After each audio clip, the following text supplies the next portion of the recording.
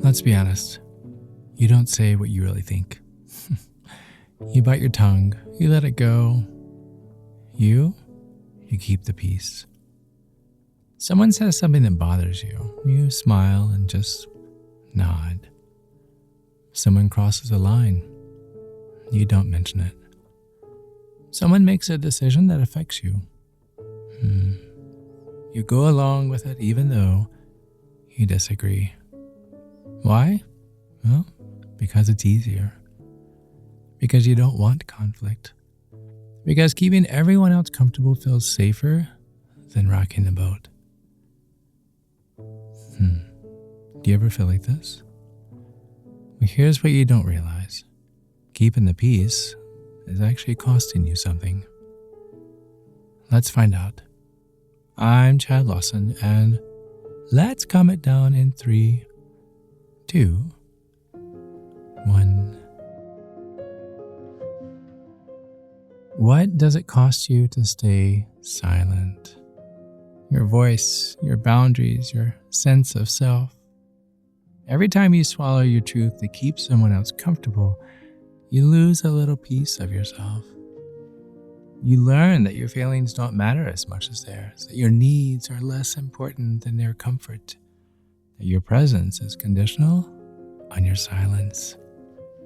And over time, you forget how to speak up at all. You tell yourself it's not a big deal. It's fine. It doesn't matter. It's not worth the fight.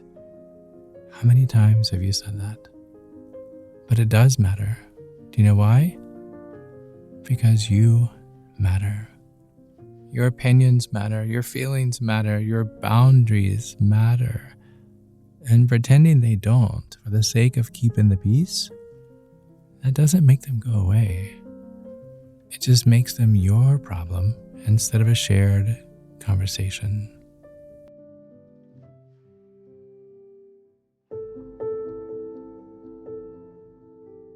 Think about the last time you stayed silent when you wanted to speak.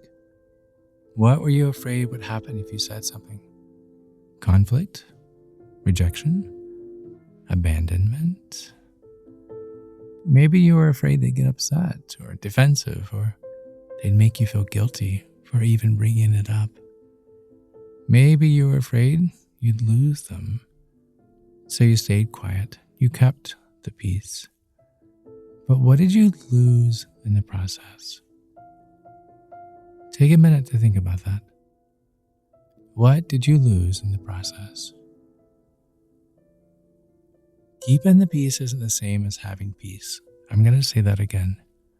Keeping the peace is not the same as having peace. Real peace doesn't come from avoiding conflict. It comes from being honest, from saying what needs to be said, from trusting the relationship can hold the truth. And if it can't, if speaking your truth threatens the relationship, then the peace you were keeping was never real. It was just silence dressed up as harmony. Now, to be honest, I'm not saying every thought needs to be spoken. I'm not saying you should start fights just to prove a point. No. I'm saying there's a difference between choosing your battles and losing yourself in the process. There's a difference between letting small things go and swallowing your truth until you don't recognize yourself anymore. You don't have to keep the peace at the cost of your own voice. Did you hear me? You don't have to keep the peace at the cost of your own voice. So this week, try this. Notice when you're staying silent to keep the peace. Not to fix it, just to notice. When do you bite your tongue?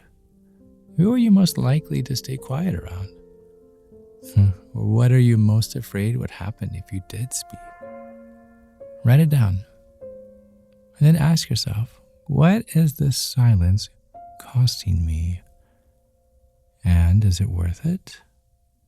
Or is it time to speak?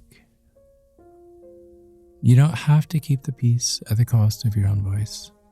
Real peace comes from honesty, from being known, from trusting the relationship can hold the truth, And if it can't, maybe the peace wasn't real to begin with. Thank you. Thank you for searching for peace. Thank you for listening. Thank you for living.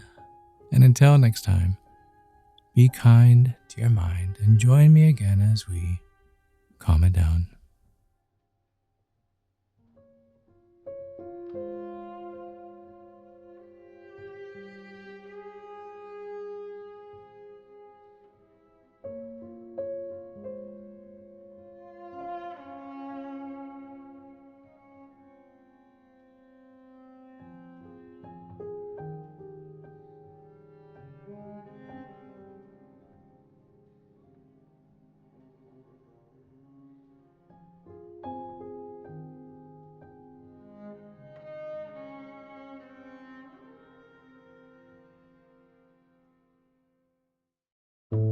To find more episodes of Calm It Down, see where I may be appearing in your area, or just simply want to know where to send me some chocolate chip cookies, visit calmitdownpodcast.com.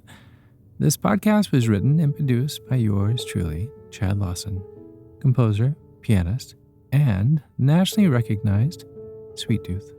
The views, expressions, and techniques in this episode are of my personal opinion and not intended, nor should they, serve as a substitute for medical advice or diagnosis rendered to you by your individual doctor or other healthcare provider. Only a licensed physician should evaluate your situation, provide a diagnosis, or render other medical advice to you, and you should only act upon the advice of this physician. Now, I'm an extreme empath by nature, but my profession is that of a composer and pianist, not a licensed therapist or physician. I hear from thousands of listeners how my music has helped them through various stages of emotional needs, and I simply want to offer this in future podcast episodes to aid those needs. So to find a list of licensed professionals in your area, please visit calmitdownpodcast.com.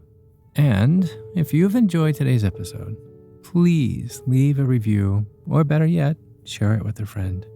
While it takes less than 60 seconds to do, its impact will last for years to come, as every little bit helps in growing the awareness and the importance of mental and emotional health. Thank you for listening. Thank you for living. And until next time, be kind to your mind and join me again as we calm it down.